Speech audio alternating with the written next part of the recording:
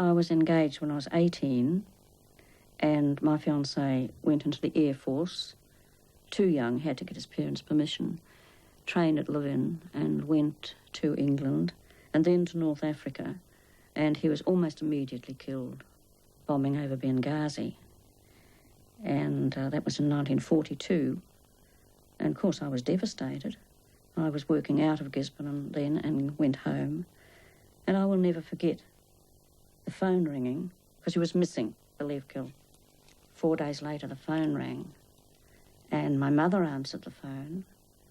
And she said, oh, just a minute. And she called my father. Funny. Oh, I don't like the sound of that. So Dad took this message from Jeff's father to say that Jeff had been killed. And I stood and I screamed. I'm going to cry. I screamed and screamed and screamed. And next day I went to work at the drill hall. You went to work the next day? Because they asked me to go and help on the medical boards. So that was probably good, but I had to cope with that. I mean, you just had to. No alternative. But I live with that now. I still wear Jeff. It weeps like a second skin.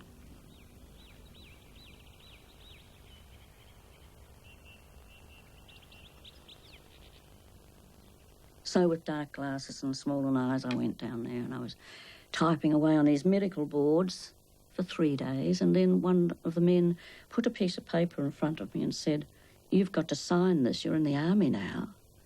I said, am I really? I don't know where I want to be in the army. So I was in the army there for 2 years before I went overseas. And I'll tell you this, that a lot of those men that went away from Gisborne, you know, they were all sworn in on a Bible. A lot of them were sworn in on my Collins dictionary.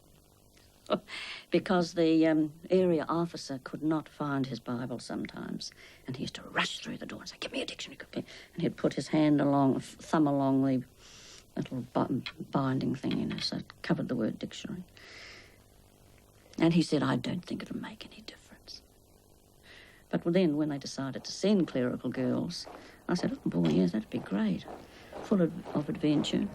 But, you see, sending clerical girls was a very important decision at Army headquarters, because they had the voluntary aides, the VAs in the hospital, and the nursing sisters, and they had the girls in the welfare division at the clubs, and they knew that if they sent clerical division girls, there'd be a lot of animosity amongst the men, because we would be the only ones who were taking jobs from the men.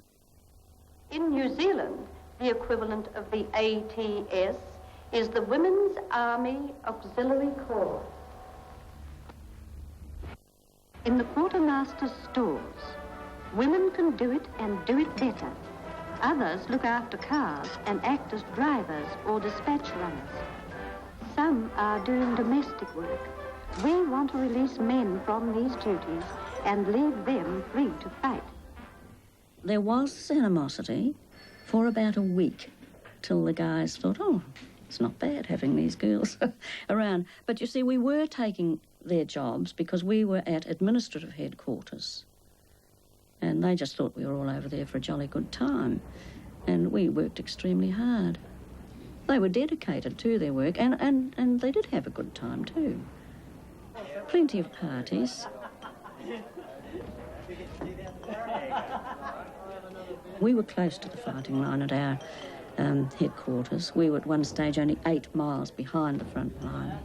And fellows would come down and maybe have dinner with us, or there'd be a party. And next day go back and, oh, killed. You see, it happened with a particular person that I knew, you know, came to with another fellow and had a meal with us, and next day had his head blown off. He was in a tank, and it was bombed, and one fellow jumped that way and Brian jumped this way. Other fellow, not a scratch on him, and Brian's head was knocked off. So you see, your sense of having a good time was certainly levelled out. And you lived with that every day, of course. You couldn't escape being emotionally and mentally affected by the war, but what about physically? Some of us had been to a dance at an Air Force, British Air Force camp one night, and whenever we did that, we then asked some of those people back to our mess for a meal. We used to go to these dances, incidentally, in the back of a 5-ton truck, sitting on chairs with Air Force jackets around us if it was cold. Anyway, deputed to look after me at this particular dance was a little fellow called Mac, whose name I can't remember now. And so he came to the mess with some of the others for a meal, and he and I walked around the waterfront.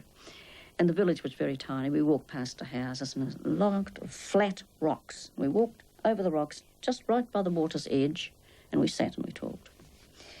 And after a little while, Max said, I think we better go. There were 3 funny-looking men. And I looked around, and there was, back on the road, which was, say, 100 yards away, one soldier, one soldier, one soldier. We thought, well, apart from swimming home, we had to get back on that road. So back on the road we went, and these 3 closed in. And one of them had a knife, and he put it to Mac's chest, and in very broken English, they were 3 Palestinian Arabs, put this knife to Mac's chest and put it to him. They would all have sex with me, and then Mac could have sex with me, they said, you see. So at that, Mac, who was quite a short fellow, punched this fellow in the face. I thought, oh, he will be dead, because at the same moment, one of the others picked me up and threw me over that shoulder and took off into a ploughed field with me, running.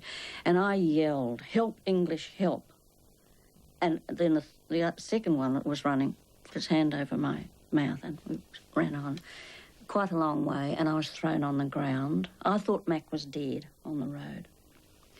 And they stripped my clothes off me, and the one with the knife knelt at my head, and he had the knife there on my forehead. And one was holding my legs, and the other one had taken off his trousers.